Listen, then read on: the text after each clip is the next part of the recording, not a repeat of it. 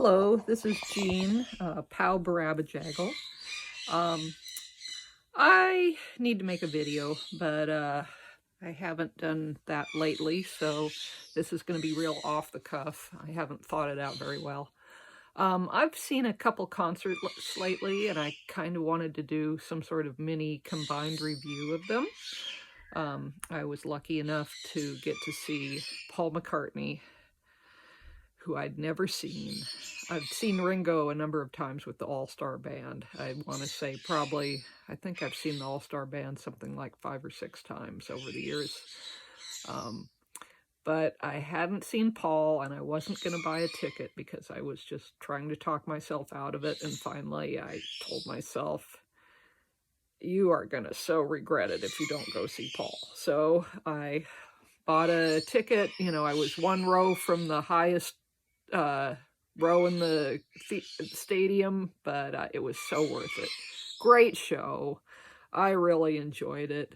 I'm sure some of you out there have seen Paul multiple times.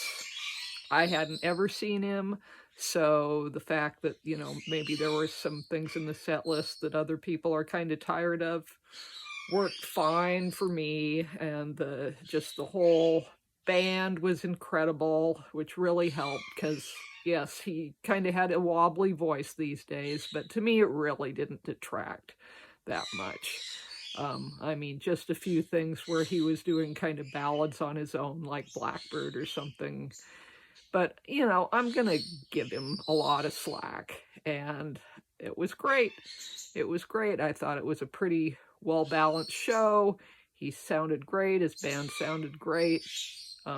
Fantastic visuals. And from where I was, even way high up on the side, I had a projector screen right in front of me. I was going to bring my binoculars and couldn't find them at the last minute. And though I could see the stage from where I was, the projections, of course, were helped to have that on the side. I didn't see the projections that well that were behind him, so I did miss some of those things. But, yeah, that was a good show. So if you haven't seen him, or you haven't seen him in a while, I actually heard some people saying that the tour he did in 2019, he was in better voice somewhat this time, so I think I saw a good one. It was, I believe, either the second or third show on the tour. I went to the second date in Seattle, and you can find set lists online, but one thing I noticed when I was looking up the set list later was he does a VIP sound check. And the set list from that was really cool. If I was somebody who had tons of money to throw around, I would have gone out and gotten a VIP ticket to see the sound check as well, because lots and lots of other stuff. And that just seems to be special for the people who can afford that. I'm all right with that these days. At least I could take a bit of a hit being someone who works and has some spare money to get the cheapest I could, which was still just shy of just a little over $200. But I paid that to see The Who. I've paid that a couple times with other bands. I don't think I've ever gone over the $300 mark. That would be really tough for me to do. Anyway, thanks, Paul, for touring. Really appreciate it. And I wanted to talk about 2 other people I just saw prior to Paul. I saw Booker T. Jones from Booker T and the MGs at the Triple Door. And that was a great show. His son was on guitar. He had an excellent bass player and drummer.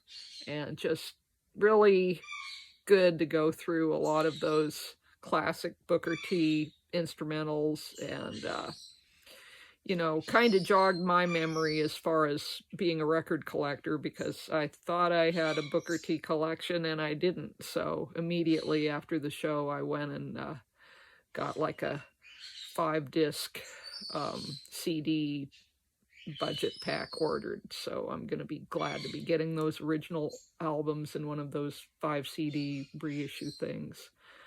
Though there's actually some more I'd like to get, because he did Melting Pot, he did, I think, Uptight, then he did the stuff that's like Hip Hugger and Oh, Time is Tight, and of course Green Onions and Soul Dressing, and lots of cool stuff. He did a tribute to Prince. He did a kind of a tribute to Jeff Healey, who it seems like his son was really influenced by as a guitar player.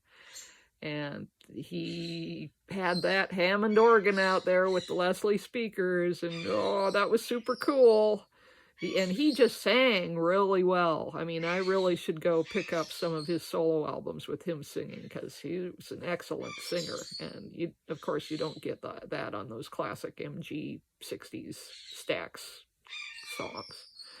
So it was a short set because he was playing 2 shows that night. So I want to say it was somewhere in the hour-and-a-half range, maybe. But great band, and excellent to see another legend. And then, speaking of legends, before that, I got to see Alice Cooper. And I've seen Alice a number of times. I think this was the best time I've seen him. Alice, like Paul McCartney, but oh, so much more, can be really sketchy vocally live, but he sang pretty good. And he's got mainly the same band he's had for a while, though it's a fewer members, so, it was a little stripped down. Ryan Roxy and, I forget his female guitarist player, but she's incredible.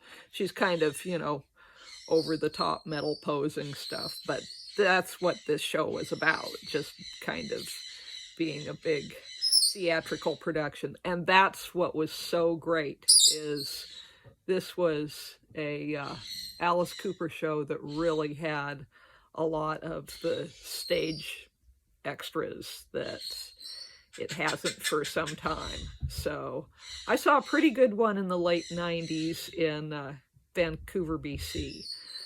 That was like a rock and roll circus kind of theme.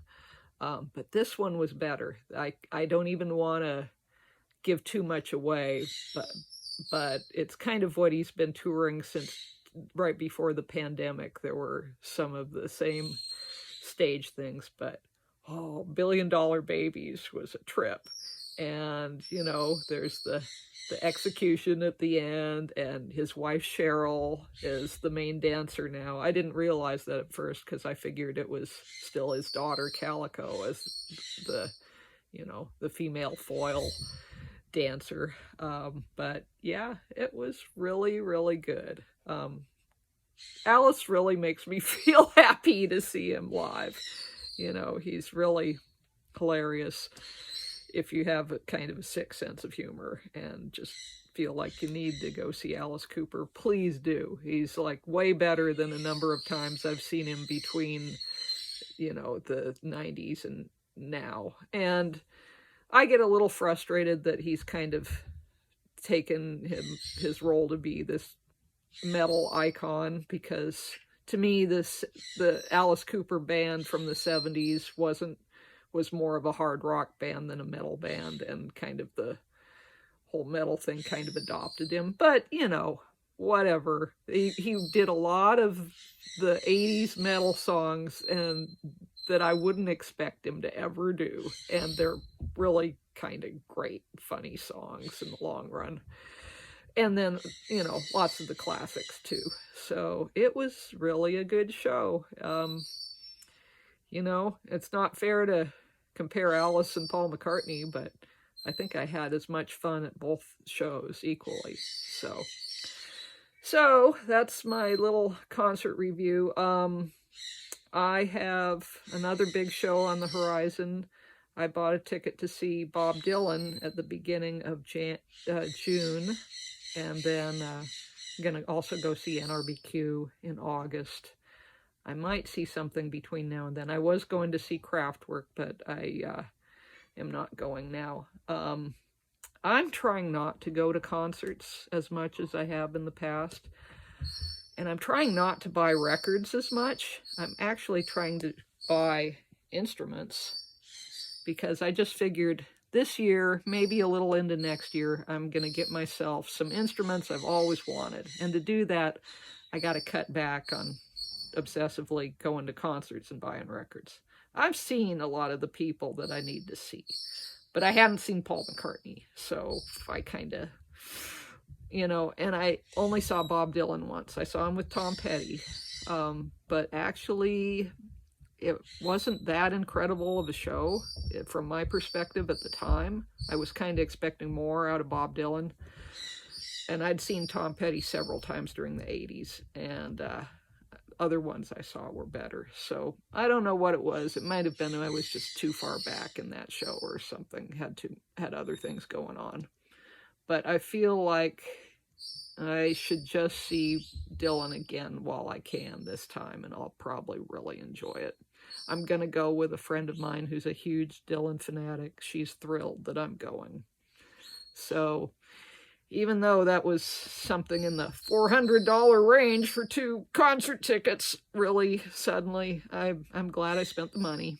But it also meant that I have this guitar on hold that I didn't pay for on time, and they're kind of letting me slide on it. So next video is going to be a guitar video. Again, I'm not somebody who's comfortable playing at this point, so when I buy said guitar, I will do a long spiel about things about it and maybe another guitar at the same time.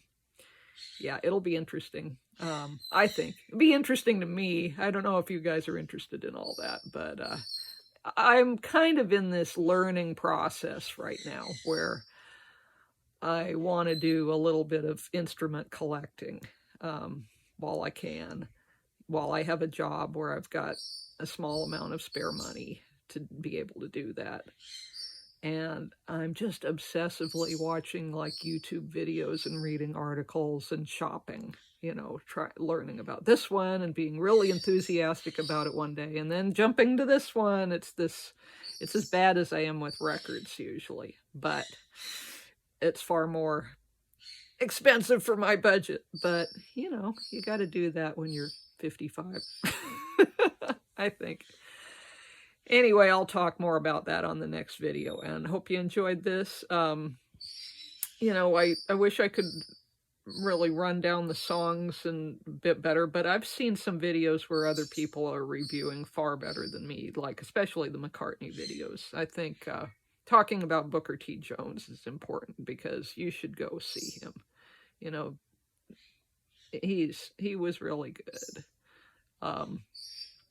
And Alice, you know, sometimes people just kind of ignore Alice Cooper, and he was a major part of 70s rock and roll, at least from my standpoint. He influenced a lot of people, and he's a great showman. You know, I just love that guy. He's really my friend who's a big Alice Cooper fan always says that Alice holds up his end of the bargain. Pretty much any Alice Cooper album, you're going to get great lyrics on it. Bob Dylan admired him as a lyricist. John Lennon was a fan. You know, back in the day, they were a huge pop band, rock pop band. And, you know, those songs are good songs. But, you know, it's easy to not, the problem he usually used to have would be he was kind of at the mercy of whoever his band was or the guitarist was on that era of songs. So, you know, there's some that are more kind of an industrial album and some that are kind of, you know, a metal album, and some he's trying to do the new wave thing and, you know, this and that. I mean, I love the original band, but the original band only went up to a certain point. You know, once he did Welcome to My Nightmare, that's kind of a different ball game. And there's great stuff on some of that. And I liked his ballads too, you know, his cheesy 70s ballads. Some of those are some of my favorite ballads, you know, You and Me and oh I'm sorry, I'm spacing. How You Gonna See Me Now? I mean, I think those two songs are great, you know, from a kind of blue collar rocker soft ballad thing. And I liked the albums he can't remember, the ones where he was in the midst of the whole heavy cocaine use stuff after he was getting off of some drinking, where, you know, Flush the Fashion and Special Forces and Zipper Catches Skin and Dada. I think all four of those are great albums. You know, maybe Zipper's the least of them all, but Dada is a really good album. And then after that, he's, you know, he was gonna die, so I'm really glad he cleaned up. But when he came back and kind of had the metal career in the 80s, you know, I would say something like Trash or Hey Stupid, you know, it was getting a little better again by then. But the first couple, like Raise Your Fist and Yell and Constrictor, and but some of those songs are funny, and he did a couple of those songs, and I wasn't expecting it, so I enjoyed that. Anyway, blah blah blah. You guys have a good day. Hope you enjoyed this, and take care. I'll see you next time around when I spend money on guitars. Bye.